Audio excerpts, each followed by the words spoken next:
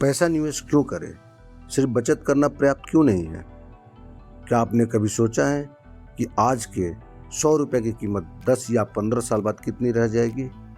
आज 100 रुपये में जो सामान मिल से जाता है, जरूरी नहीं कि वही सामान भविष्य में 100 रुपये में मिल सके। यही है महंगाई यानी इन्फ्लेशन का असर। इसलिए सिर्फ पैसा कमाना और बचत करना ही काफ़ी नहीं है, हमें अपने पैसे को सही जगह निवेश करना भी सीखना होगा। आज की इस वीडियो में हम बिल्कुल आसान भाषा में समझेंगे कि सेविंग अर्थात बचत क्या है, इन्फ्लेशन अर्थात महंगाई क्या है, इन्वेस्टमेंट अर्थात निवेश क्या है और सबसे महत्वपूर्ण, हमें अपना पैसा निवेश क्यों करना चाहिए।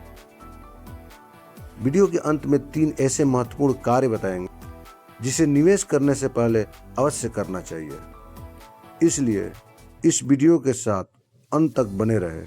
कहीं न कहीं ये वीडियो आपके फाइनेंशियल प्लानिंग में लाभदायक सिद्ध होगा। तो चलिए वीडियो शुरू करते हैं। नमस्कार दोस्तों, सवाल यह है कि पैसा हमारे जीवन में इतना महत्वपूर्ण क्यों है। हम जानते हैं कि आज के समय में पैसा हमारी लगभग हर ज़रूरत से जुड़ा हुआ है। घर का खर्च, बच्चों की पढ़ाई, स्वास्थ्य, घर खरीदना, शादी, यात्रा और रिटायरमेंट आदि, इन सभी लक्ष्यों को पाने के लिए पैसे की आवश्यकता होती है। लेकिन केवल ज़्यादा पैसा कमाना ही पर्याप्त नहीं है। कमाई बढ़ने के साथ साथ हमारे खर्चे और ज़रूरत भी बढ़ती जाती है, जिसके कारण भविष्य के लिए पर्याप्त पैसा बनाना मुश्किल हो सकता है।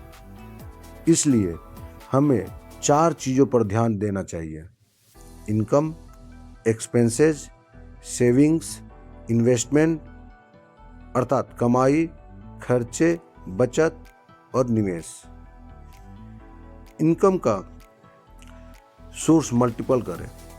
किसी एक सोर्स ऑफ इनकम पर निर्भर न रहें। पैसिव इनकम क्रिएट करें। कैलकुलेटेड खर्च करें। बजट बनाएं, सोच समझकर खर्चे करें। फिजूल खर्चों से बचें। कमाई का पहला स्थान सेविंग्स को दें। पहले सेविंग करें, बाद में बचे हुए पैसों से खर्च करें। स्मार्ट इन्वेस्टिंग करें। सही जगह सोच समझकर अपने जोखिम लेने की क्षमता और समय अवधि को ध्यान में रखकर निवेश करें।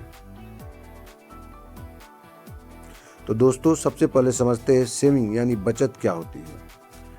आसान भाषा में समझे तो आपकी कमाई में से सभी जरूरी खर्च निकालने के बाद जो पैसा बचता है वही आपकी बचत है। बचत के लिए हमेशा कमाई का 50%, 30%, 20% रूल फॉलो करें। उदाहरण के लिए मान लीजिए आपकी मासिक आय 50,000 रुपया है, तो 50% यानी 25,000 रुपया जरूरी खर्चे जैसे भोजन, शिक्षा, स्वास्थ्य इत्यादि। 30% यानी 15,000 रुपया वांट्स जैसे EMI, आउटिंग, शॉपिंग इत्यादि। 20% यानी 10,000, तो ये आपकी बचत हुई। यह बचत भविष्य की जरूरतों के लिए बहुत महत्वपूर्ण है। अचानक बीमारी, नौकरी में बदलाव, बच्चों की पढ़ाई या किसी अन्य आपात स्थिति में यही पैसा आपके काम आ सकता है। इसलिए हर व्यक्ति को अपनी आय का कुछ हिस्सा बचाने की आदत जरूर डालनी चाहिए। लेकिन यहाँ एक महत्वपूर्ण सवाल आता है, क्या सिर्फ बचत करना पर्याप्त है? इसका जवाब है नहीं, क्योंकि इसका सबसे बड़ा कारण है इन्फ्लेशन यानी महंगाई। तो चलिए समझते हैं महंगाई क्या है। महंगाई का मतलब है कि समय के साथ वस्तुओं और सेवाओं की कीमतों का बढ़ना, और जब कीमतें बढ़ती हैं तो उसी पैसे से पहले की तुलना में कम सामान खरीदा जा सकता है। इसे एक आसान उदाहरण से समझते हैं। मान लीजिए आज किसी सामान की कीमत 100 रुपये है। अगर आने वाले वर्षों में उस सामान की कीमत बढ़कर 150 रुपया हो जाती है, तो वहीं 100 रुपया अब उस सामान को खरीदने के लिए पर्याप्त नहीं होगा। यानी आपके पैसे की क्रय शक्ति यानी परचेजिंग पावर कम हो गई। एक और उदाहरण से समझते हैं। कुछ वर्ष पहले किसी फिल्म की टिकट लगभग 10 रुपये में मिल जाती थी। आज वही फिल्म देखने के लिए आपको काफ़ी ज़्यादा पैसे खर्च करने पड़ सकते हैं। इसी तरह पहले 5,000 से 10,000 महीने की आय में लोग काम करते थे, जबकि आज उसी प्रकार के काम के लिए कई जगह 20 से 30,000 रुपये की आय मिल सकती है। यह अंतर केवल कमाई बढ़ने का नहीं है, इसमें महंगाई का बड़ा योगदान है। अब कल्पना कीजिए, अगर उस समय किसी व्यक्ति ने 10 रुपये बचाकर रख दिया होता तो सोचा होता कि भविष्य में इसी 10 रुपये से फिल्म देखूंगा, तो क्या आज वह 10 रुपये से फिल्म देख पाएगा? बिल्कुल नहीं, क्योंकि समय के साथ 10 रुपये की वास्तविक क्रय शक्ति बहुत कम हो गई। महंगाई का सबसे महत्वपूर्ण सबक यही है। अब सवाल आता है कि सिर्फ सेविंग क्यों पर्याप्त नहीं है? अगर मैं हर महीने पैसे बचाता हूं और उसे बैंक खाते में रखता हूं, तो क्या मेरा भविष्य सुरक्षित नहीं है? बचत जरूरी है, लेकिन लंबे समय के वित्तीय लक्ष्यों के लिए केवल पैसा जमा करके रखना पर्याप्त नहीं हो सकता है। क्यों? क्योंकि एक तरफ आपका पैसा बढ़ रहा होता है, लेकिन दूसरी तरफ महंगाई आपके पैसे की क्रय शक्ति को कम कर रही होती है। इसलिए हमें अपनी बचत के एक उचित हिस्से को ऐसे माध्यम में लगाना चाहिए जहां समय के साथ धन बढ़ने की संभावना हो। यह प्रक्रिया इन्वेस्टमेंट यानी निवेश कहलाती है। अब समझते हैं इन्वेस्टमेंट यानी निवेश क्या है। निवेश का मतलब है अपनी बचत किए हुए पैसे को किसी ऐसे निवेश माध्यम में लगाना जिससे भविष्य में आय या पूंजी में वृद्धि प्राप्त करने का लक्ष्य हो। निवेश के कई विकल्प हो सकते हैं, जैसे bank FD, PPF, post office scheme, gold, mutual funds, shares, properties और अन्य कई निवेश के साधन। लेकिन ध्यान रखिए, हर निवेश में जोखिम और रिटर्न अलग अलग होते हैं। कुछ निवेश अपेक्षाकृत कम जोखिम वाले हो सकते हैं, जबकि कुछ निवेशों में अधिक जोखिम हो सकता है। आमतौर पर अधिक जोखिम वाले निवेशों में अधिक रिटर्न की संभावना हो सकती है, लेकिन अधिक रिटर्न की कोई गारंटी नहीं होती है। इसलिए निवेश हमेशा अपनी जरूरत, लक्ष्य, समय अवधि, जोखिम सहने की क्षमता को ध्यान में रखकर करना चाहिए। अब आते हैं वीडियो के सबसे महत्वपूर्ण सवाल पर कि हमें निवेश क्यों करना चाहिए। इसके कई कारण हैं। पहला कारण, महंगाई से मुकाबला। अगर आपका पैसा लंबे समय तक बिल्कुल निष्क्रिय पड़ा रहता है तो महंगाई के कारण उसकी वास्तविक क्रय शक्ति कम हो सकती है। निवेश का उद्देश्य आपके पैसे को समय के साथ बढ़ाने का अवसर देना है। दूसरा कारण, भविष्य के लक्ष्य।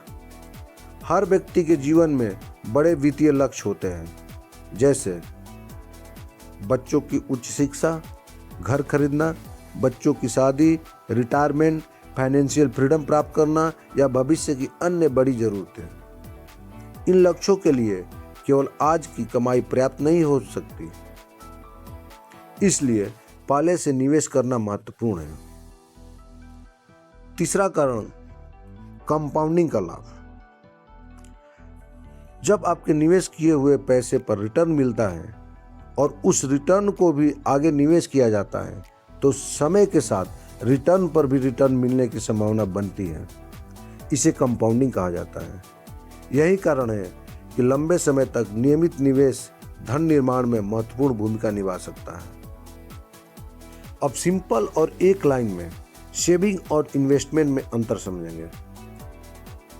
सेविंग का उद्देश्य पैसा सुरक्षित और जरूरत के समय उपलब्ध रखना है, जबकि इन्वेस्टमेंट का उद्देश्य लंबे समय में धन को बढ़ाने का अवसर प्राप्त करना है। इसलिए दोनों जरूरी है। आपातकालीन जरूरतों के लिए बचत रखें और लंबी अवधि के लक्ष्यों को पूरा करने के लिए उपयुक्त निवेश पर विचार करें। एक आसान फाइनेंशियल फॉर्मूला आपको देता हूं। अपने जीवन में इस क्रम को याद रखिए: कमाई, खर्च, बचत, निवेश, धन निर्माण और वित्तीय लक्ष्य। तो दोस्तों, वीडियो की शुरुआत में मैंने 3 ऐसे महत्वपूर्ण कार्य के विषय में बताने को कहा था, जो ये है: पहला, इमरजेंसी फंड क्रिएशन; दूसरा, इंश्योरेंस कवर जैसे health insurance, term life insurance; और तीसरा, अपने फाइनेंशियल गोल के अनुसार इन्वेस्टमेंट प्लानिंग करना।